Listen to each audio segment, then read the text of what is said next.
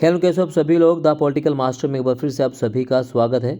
इस वीडियो में हम क्लास 11 पॉलिटिकल साइंस के वो क्वेश्चंस कवर करने वाले हैं जो आपके एनुअल एग्ज़ाम 2025 में आने वाले हैं। ये वीडियो बहुत ही महत्वपूर्ण होने वाली है क्योंकि इस वीडियो से आपको एनुअल एग्ज़ाम का पैटर्न पता चलेगा, साथ साथ वो क्वेश्चन भी पता चल जाएंगे जो एग्ज़ाम में आने वाले हैं। सो प्लीज़ एंड तक ज़रूर देखिएगा। तो चलो इस वीडियो को शुरू करते हैं। तो सबसे पहले क्वेश्चन की अगर हम बात करें जो काफ़ी इम्पोर्टेंट है, इस तरह के क्वेश्चन आपके पेपर में आएंगे। तो पहला है, निम्नलिखित घटनाओं को काल क्रमानुसार व्यवस्थित कीजिए और सही विकल्प का चयन कीजिए। तो काल क्रम अनुसार में इनको व्यवस्थित करना है। यहाँ देख सकते हैं, पहले दिखा गया कि संविधान में नागरिकों के मौलिक कर्तव्यों की सूची का समावेश होना। तो संविधान में नागरिकों के मौलिक कर्तव्यों की जो एक सूची है उसको कब शामिल किया गया, तो इसे शामिल किया गया था मौलिक कर्तव्यों के भारतीय संविधान में 1976 में 1976 में शामिल किया गया था और संशोधन था इसका 42वां। ठीक है, हालांकि जो हमारा मूल संविधान था उस मूल संविधान में मौलिक कर्तव्यों को जो है शामिल नहीं किया गया था। इसे 42वें संविधान संशोधन 1976 जो है मौलिक कर्तव्यों को शामिल किया गया चौधरी स्वर्ण सिंह समिति की रिपोर्ट के आधार पर। किसके आधार पर? चौधरी स्वर्ण सिंह समिति बनाई गई थी और उसी समिति की रिपोर्ट के आधार पर मौलिक कर्तव्यों को भारतीय संविधान में शामिल किया गया संशोधन के द्वारा, 42वें संविधान संशोधन के द्वारा। दूसरा देख सकते हैं क्या है, दूसरा कि संपत्ति के अधिकार को मौलिक अधिकारों की सूची से निकाल कर उसे एक सामान्य कानूनी अधिकार बना दिया गया। तो जो संपत्ति के अधिकार है उसी का मौलिक अधिकारों की सूची से निकाल कर एक सामान्य कानूनी अधिकार बना दिया गया। तो बनाया गया था 44वें संविधान संशोधन के द्वारा 1978 में जो है 44वें संविधान संशोधन 1978 के द्वारा संपत्ति के अधिकार को मौलिक अधिकारों की सूची से निकालकर एक सामान्य कानूनी अधिकार बना दिया गया और इसे अब अनुच्छेद 300 काम में शामिल कर दिया गया है ना। तो वर्तमान में 6 मौलिक अधिकार हैं, पहले संविधान जब लागू हुआ था तो 7 मौलिक अधिकार थे। ठीक है, इस तरह से ये भी है। इसी प्रकार से क्वेश्चन है कि यहाँ देख सकते हैं, मोतीलाल नेहरू समिति ने अधिकारों की घोषणा की मांग उठाई। तो उठाई थी 1928 में मोतीलाल नेहरू समिति। 1928 में भारत सरकार ने राष्ट्रीय मानव अधिकार आयोग का गठन कब किया? तो भारत सरकार द्वारा राष्ट्रीय मानव अधिकार आयोग का गठन किया था 12 अक्टूबर 1993 को। तो सबसे पहले देख सकते हैं, तो सबसे पहले 3 आएगा, उसके बाद 3 के बाद आएगा आपका 3 के बाद सीधा जो ऑप्शन आएगा आपका 1, फिर 2, फिर 4। तो इस तरह से इसका डी सही विकल्प होगा, है ना। 3 1 2 4, राइट। इस तरह से आपके पेपर में ना एक काल क्रम अनुसार जो है 100% सवाल पूछे जाएंगे, चाहे वो संविधान से रिलेटेड हो सकता है या आपके हमारा जो सूची है उससे संबंधित हो सकता है। तो इसको ज़रूर कवर कीजिएगा, एग्ज़ाम के पॉइंट ऑफ व्यू से काफ़ी इंपॉर्टेंट है। लाइक ज़रूर कीजिए, चैनल पर विजिट कर रहे हैं पहली बार तो सब्सक्राइब करना मत भूलिएगा मेरे सभी साथियों। दूसरा क्वेश्चन पूछा गया, नीचे दिए गए संविधान के प्रावधानों में से उस प्रावधान की पहचान कीजिए जो संविधान सभा में लगभग बिना किसी वाद विवाद के पास हो गया हो। तो संविधान में बिना किसी वाद विवाद के पास होने वाला जो वो है, जो प्रावधान है वो है आपका सार्वभौमिक वयस्क मताधिकार। ठीक है, बिना किसी वाद विवाद के पास हुआ था, तो डी इसका सही विकल्प है, राइट। चलिए, भारत में राज्यसभा के सदस्यों के चुनाव में किस चुनाव प्रणाली का प्रयोग किया जाता है? तो राज्यसभा के चुनाव में जिस चुनाव प्रणाली का इस्तेमाल किया जाता है उसे हम कहते हैं एकल संक्रमणीय मत प्रणाली। और जो राज्यसभा का चुनाव होता है वो अप्रत्यक्ष रूप से होता है, यानी अप्रत्यक्ष का मतलब होता है जिसमें जनता के चुने गए प्रतिनिधि शामिल होते हैं, डायरेक्ट जनता इसमें शामिल नहीं होती है। राज्यसभा के अगर सदस्यों के कार्यकाल की बात करें तो उनका कार्यकाल 6 वर्ष होता है। राज्यसभा एक स्थायी सदन है, यानी इसका विघटन कभी भी नहीं होता। इसके 1/3 1/3 जो सदस्य हैं हर 2 साल बाद क्या है रिटायर होते हैं, फिर उनका चुनाव होता है। बाद में राज्यसभा को उच्च सदन भी कहा जाता है और राज्यसभा का पदेन सभापति जो होता है वो होता है उपराष्ट्रपति। तो इस तरह से सवाल आपके पेपर में आ सकते हैं। अगला है, निर्वाचन आयुक्त को उसके पद से कार्यकाल पूर्ण होने से पहले भारत का डैश हटा सकता है। तो निर्वाचन आयुक्त की नियुक्ति कौन करता है? जो नियुक्ति करेगा, जो उसे चुनेगा वही हटाएगा। तो है राष्ट्रपति, क्योंकि राष्ट्रपति इसकी नियुक्ति करता है और उसे हटा भी सकता है। तो इस तरह से इसका आंसर आएगा बी। फिर हमें इसमें 5 क्वेश्चन दिए मिलान करने के लिए। तो यहाँ पे देख सकते हैं मिलान करने क्वेश्चन पूछा गया है, संघ और राज्यों के बीच विषयों का निपटारा, किसी कानून को असंवैधानिक घोषित कर उसे लागू होने से रोकना, जनहित याचिका, बंदी प्रत्यक्षीकरण। तो यहाँ देख सकते हैं सबसे पहले बंदी प्रत्यक्षीकरण क्या होता है। तो बंदी प्रत्यक्षीकरण जो है एक प्रकार का रिट है। डी का तीसरा, जनहित याचिका अगर हम बात करें तो ये एक प्रकार की न्यायिक सक्रियता की बात करता है। किसी कानून को असंवैधानिक घोषित कर उसे लागू होने से रोकना, इसे क्या कहा जाता है, न्यायिक पुनरावलोकन। और संघ और राज्यों के बीच विषयों का निपटारा न्यायालय का मौलिक क्षेत्राधिकार है। तो इस तरह से आप देख सकते हैं ए का, अगर ए की बात करें तो ए का क्या है, 2, ए का 2, तो ए का 2 ये दोनों हट गए, अपने आप ही कट गए। तो ए का 2, अब देखिए ए का 2। बी का क्या है, किसी कानून को असंवैधानिक घोषित कर उसे लागू होने से रोकना, तो 2, बी का 1, तो बी का 1 है। इस तरह इसका जो आंसर आएगा सी। क्लियर, ठीक है। चलिए अंग्रेजी माध्यम वाले जो बच्चे हैं इस तरह देख सकते हैं, तो इस तरह से इसका आंसर आएगा डी। फिर आपका है identify the provision of the constitution given below which was pass without any debate, वो है आपका यूनिवर्सल, ठीक है, यूनिवर्सल फंड जो है सफरेज। फिर which system of election is use to elect the member of Rajya Sabha in India, ठीक है, तो single transferable vote system, C. इसी प्रकार से आपका है फोर्थ का क्या आएगा, बी प्रेसिडेंट। और इसी तरह फिफ्थ का है आपका ए, माफ के सी। क्वेश्चन नंबर 6 कथन और कारण वाले हैं। राजनीति किसी भी समाज का महत्वपूर्ण और अविभाज्य अंग है, क्योंकि राजनीतिक संगठन और सामूहिक निर्णय के किसी ढांचे के बगैर कोई भी समाज जिंदा नहीं रह सकता। तो कथन और कारण बिल्कुल सही है। राज्यसभा का पदेन अध्यक्ष होता है, तो राज्यसभा का पदेन अध्यक्ष अभी मैंने आपको बताया वो होता है उपराष्ट्रपति, ठीक है। राज्यसभा का पदेन अध्यक्ष उपराष्ट्रपति होता है। स्वतंत्र मानव मात्र का मौलिक अधिकार है, स्वतंत्रता जो है मानव मात्र का मौलिक अधिकार है। और आधुनिक काल में कथन सबसे पहले किसने सिद्ध किया, तो आधुनिक काल में सबसे पहले कथन सिद्ध किया है जॉन रूसो द्वारा सिद्ध किया गया था। फ्रीडम फ्रॉम फियर, भय से मुक्ति नाम पुस्तक किसने लिखी है, तो फ्रीडम फ्रॉम फियर पुस्तक लिखी है आंग सान सू की ने, ठीक है। और इसी प्रकार से नेल्सन मंडेला की पुस्तक से नाम पूछ सकता है, ठीक है। तो नेल्सन मंडेला पुस्तक क्या नाम है, तो long walk to freedom, Nelson Mandela. Mahatma Gandhi की किताबों से क्वेश्चन पूछ सकते हैं, इस चीज़ आपको कवर कर लेनी है। कथन और कारण वाला क्वेश्चन दिया गया है, किसी भी सामाजिक जीवन को कुछ नियमों और कानूनों की जरूरत होती है, सामाजिक जीवन को कुछ नियमों और कानूनों की जरूरत होती है, बिल्कुल होती है। स्वतंत्रता के लिए मंडेला ने अपने जीवन के 28 वर्ष जेल की कोठरियों के अंधेरे में बिताए। तो इसमें कथन और कारण दोनों सही है, लेकिन ये दूसरे की व्याख्या बिल्कुल भी नहीं करते हैं, ठीक है। तो व्याख्या सही नहीं है, तो बी इसका सही ऑप्शन है।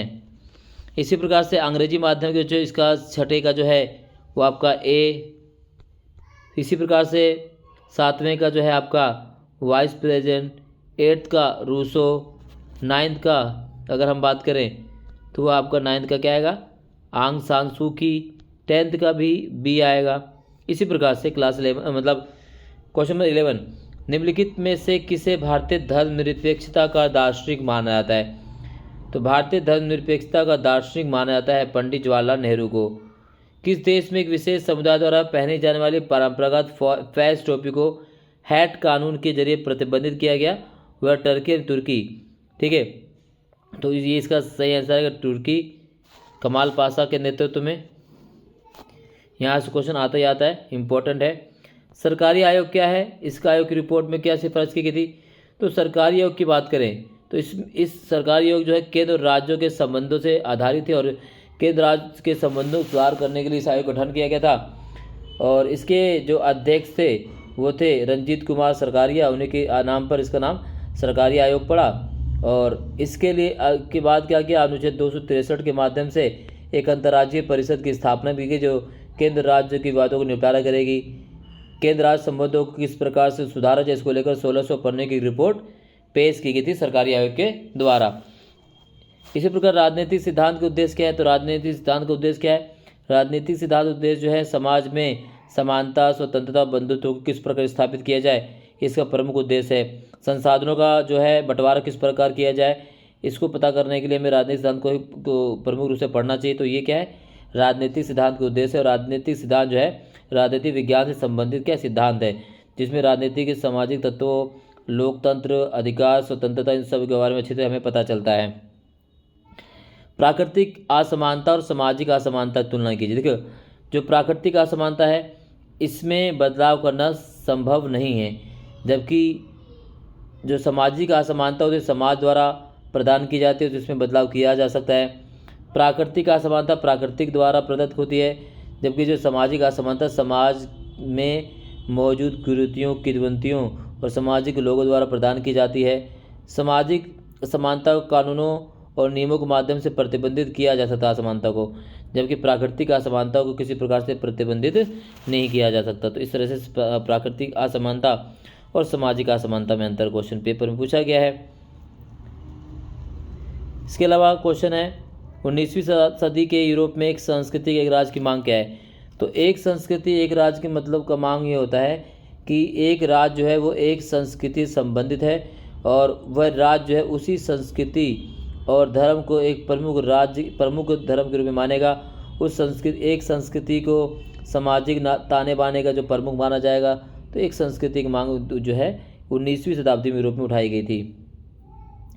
विधानसभा चुनाव में खड़े होने वाले उम्मीदवार के लिए आवश्यक 2 योग्यताएं। वह भारत का नागरिक होना चाहिए, उसका नाम मतदाता पहचान पत्र सूची में होना चाहिए, वो पागल या दिवालिया न हो और उसकी उम्र जो है 25 वर्ष पूरी होनी चाहिए। इस प्रकार से योग्यता होती है वो। भारतीय संविधान सभा के सदस्यों द्वारा पृथक निर्वाचक मंडल के स्थान पर आरक्षित निर्वाचनों की व्यवस्था अपनाने के किन्हीं 2 कारणों को विश्लेषण कीजिए। अतः पृथक निर्वाचक मंडल अपनाते तो भारत में बहुत सारा जो है अलगाववाद की भावना पैदा होती। इसलिए 1932 में जो तय किया गया था पंडित महात्मा गांधी और डॉक्टर BR अम्बेडकर भी जो पूना पैक्ट हुआ था, उसमें पृथक निर्वाचक मंडल जो है इसकी व्यवस्था को क्या कर दिया, दरकिनार कर दिया गया था और आरक्षित निर्वाचन क्षेत्र की व्यवस्था को अपनाया गया था। न्यायपालिका को स्वतंत्र बनाने वाले किन्हीं पहलू की जांच कीजिए। तो न्यायपालिका को अगर स्वतंत्र बनाने की बात करें तो सबसे पहले न्यायपालिका का जो नियुक्ति होती है उसके आधार पर हम बात करें। न्यायपालिका में न्यायाधीशों का जो चयन होता है वो राष्ट्रपति और एक कमेटी के द्वारा गठित किया जाता है। न्यायपालिका के स्वतंत्रता को बनाए रखने के लिए जो कदम उठाए गए कि उनके वेतन में किसी भी प्रकार की कोई कटौती नहीं की जाएगी। वो अपने पद पर रहकर जो फैसले देंगे उस फैसलों की चुनौती नहीं दी जा सकती। इसी प्रकार से न्यायाधीश स्वतंत्र रूप से कार्य कर सके तो उनके वेतन को काफ़ी ज़्यादा अच्छा रखा जाता है। तो तमाम प्रकार की चीज़ें जो है न्यायपालिका की स्वतंत्रता को बनाए रखने के लिए की जाती हैं। तो ये सारी चीज़ें की जाएंगी, ये सारी चीज़ें आधारित होती हैं। ठीक है। स्थानीय शासन के विषय में संविधान सभा के 2 सदस्य नेहरू और अम्बेडकर के विचारों का तुलनात्मक अध्ययन कीजिए। तो यहाँ से स्थानीय शासन के विषय में संविधान सभा के 2 सदस्य जो थे नेहरू और अम्बेडकर के विचार क्या थे, इसकी तुलना करना है। ये भी काफ़ी हमने इंपॉर्टेंट क्वेश्चन से कवर किया हुआ इसको। फिर भारतीय संविधान में लचीला और कठोर दोनों ही तत्वों का समावेश किया गया है। इस कथन में समर्थन में तर्क दीजिए। देखिए, भारतीय संविधान क्या है, वो कठोर और लचीलेपन का मिश्रण। क्या है? कठोर प्लस में लचीलेपन का मिश्रण है। इसका मतलब है कि भारतीय संविधान में कुछ ऐसे प्रावधान है जिसमें आसानी से बदलाव किया जा सकता है और कुछ ऐसे प्रावधान है जिसमें आसानी से बदलाव नहीं किया जा सकता है। जैसे भारतीय संविधान में संशोधन करने का अधिकार किसको है? वो संसद को है और संसद अनुच्छेद 368 के तहत ये संशोधन कर सकती है। और अनुच्छेद 368 के तहत संसद 3 प्रकार के संशोधन कर सकती है। पहला, एक तो साधारण बहुमत से संशोधन किया जा सकता है, दूसरा विशेष बहुमत से और तीसरा जो है वो विशेष प्लस में आधे से अधिक राज्यों की सहमति से। तो साधारण बहुमत संशोधन जैसे राज्यों के नाम में परिवर्तन करना हो, ठीक है, इसके सीमाओं में परिवर्तन करना हो। विशेष परिवर्तन की बात करें, एक राज्य संबंधी विवाद की बात करें, और विशेष प्लस में आधे अधिक राज्यों की सहमति से अगर हम बात करें तो काफ़ी कठिन व मौलिक अधिकारों में परिवर्तन। तो इस प्रकार से भारतीय संविधान जो कठोर और लचीलेपन का मिश्रण है। भारतीय संविधान के राजनीतिक दर्शन पर प्रकाश डालिए। काफ़ी इंपॉर्टेंट है, राजनीतिक दर्शन पर प्रकाश डालिए। स्व संबंध और परसंबंध कार्य में अंतर स्पष्ट कीजिए। काफ़ी अभी इंपॉर्टेंट क्वेश्चन, कई बार क्वेश्चन पूछा गया है। राजनीतिक और आर्थिक अधिकारों में अंतर स्पष्ट कीजिए, 4 नंबर में है। तो इस तरह से जो है क्वेश्चन कवर किए जाते रहे हैं। 11वीं का आंसर है नेहरू, 12वें का आंसर तुर्की। ठीक है, इसी प्रकार से ये इंग्लिश में मेरे बच्चे भी कवर कर सकते हैं। फिर आपका जो क्वेश्चन आ जाता है वह है आपका स्रोत आधारित क्वेश्चन। तो स्रोत आधारित क्वेश्चन जो है धर्मनिरपेक्षता वाले चैप्टर से दिया गया है, तो उसको पढ़ के आपको इसको क्या करना है, सॉल्व करना है। इसी प्रकार से क्वेश्चन नंबर 25 जो है वो मानचित्र वाला क्वेश्चन है। वह वर्ष 2014 में आंध्र प्रदेश को विभाजित कर बनाया गया राज्य है। तो आंध्र प्रदेश को विभाजित कर बनाया गया राज्य का नाम था तेलंगाना। क्या नाम था? तेलंगाना। इसी पर कावेरी जल विवाद संबंधित राज्य कौन कौन से? तो कावेरी जल विवाद जो है तमिलनाडु, कर्नाटका, केरला। वर्ष 2000 में मध्य प्रदेश से अलग हुआ राज्य कौन सा? छत्तीसगढ़। और वह राज्य जिसकी सरकार ने 1977 में केंद्र राज्य संबंधों को पुनर्विभाजित करने के लिए एक दस्तावेज प्रकाशित किया। इसका आंसर आपको मुझे कमेंट में बताना है, कमेंट में इसको बताना आप सभी को, ठीक है ना। चौथा जो मैप है, फिर इसी प्रकार से देख सकते हैं जो क्वेश्चन पूछा गया कार्टून बेस्ड क्वेश्चन है 26वां। तो इस प्रकार से कार्टून आपके पेपर में देखने को मिल सकते हैं। बिल्कुल साफ सुथरा चयन को सुनिश्चित करने के लिए आप सबको एक जैसा टेस्ट देना होगा। आप उस पेड़ पर चढ़कर दिखाना है। तो इस कार्टून में किस प्रकार की असमानता को दर्शाया गया है? तो सिंपल है, इस कार्टून में जो है जिस असमानता को दर्शाया गया है प्राकृतिक असमानता को, ठीक है, प्राकृतिक असमानता को दर्शाया गया है। भारत में अवसरों की समानता बढ़ाने के लिए अपनाई गई सकारात्मक कार्रवाई की किसी एक नीति का वर्णन कीजिए। विभेदक प्रथा द्वारा समानता को स्थापित करने के 2 उदाहरण दीजिए। इसका उत्तर देना आपको इसी प्रकार से। फिर देख सकते हैं ये दृष्टिबाधित छात्रों के लिए क्वेश्चन है। फिर 6 नंबर क्वेश्चन संविधान के 3 कार्यों का वर्णन कीजिए। बेसिस क्वेश्चन पूछा गया है। मौलिक अधिकार और राज्य के नीति निर्देशक तत्वों में 3 अंतर पेश कीजिए। तो मौलिक अधिकार जो है भारतीय संविधान के भाग 3 में है और अनुच्छेद 12 से 35 तक में दिया गया है। और हमने कहाँ से लिया? मौलिक अधिकार जो है हमने यूएस से यानी अमेरिका के संविधान से लिया है। इसी प्रकार से डीपीएसपी राज्य के नीति निर्देशक सिद्धांतों की बात करें तो हमने आयरलैंड के संविधान से लिया। किससे लिया है? आयरलैंड के संविधान से। और इसका वर्णन भारतीय संविधान के भाग 4 में है। अनुच्छेद कहाँ से कहाँ तक? 35 से, यानी आप कहते हैं 36 से 51 तक, 36 से लेकर 51 तक, अनुच्छेद 36 से 51 तक मौलिक जो राज्य के नीति निर्देशक तत्वों को उल्लेख किया गया है। राज्य के नीति निर्देशक तत्वों को जो है 4 भागों में बांटा गया है। मौलिक अधिकार जो है राजनीतिक अधिकार की स्थापना करते हैं और राज्य के नीति निर्देशक आर्थिक और सामाजिक अधिकार की स्थापना करते हैं। तो इस प्रकार से आपको इसका अंतर बता देना है। मौलिक अधिकार वाद योग्य हैं, राज्य के नीति निर्देशक सिद्धांत जो वाद योग्य नहीं है। इसके उल्लंघन करने पर हम न्यायालय में जा सकते हैं मौलिक अधिकारों के, और राज्य के नीति निर्देशक सिद्धांतों का उल्लंघन करने पर न्यायालय में नहीं जा सकते। तो इसका आपको इस प्रकार से टैकल करना है। संसद के कार्य बताने हैं। बाद के राष्ट्रपति शक्तियों और स्थितियों का आलोचनात्मक मूल्यांकन कीजिए। सामाजिक न्याय के किन्हीं 3 सिद्धांतों को उदाहरण दीजिए।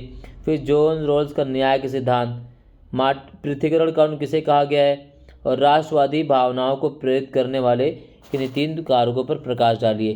तो ये काफ़ी अच्छे क्वेश्चन है, इम्पोर्टेंट क्वेश्चन है। इन सभी क्वेश्चंस को आपको कवर कर लेना है और इस तरह क्वेश्चन जो है ना आपके पेपर में देखने को मिल सकते हैं मेरे सभी प्यारे छात्र छात्राओं। तो इस वीडियो को आपको देखना है, कंप्लीट देखना है, अपने सभी मित्रों को सजेस्ट करना है। आई होप ये वीडियो आपको पसंद आई। अगर पसंद आई तो लाइक, कमेंट, शेयर जरूर कीजिएगा और चैनल को सपोर्ट कीजिए, जिसकी बहुत ज़रूरत है। बहुत बहुत धन्यवाद। जय हिंद।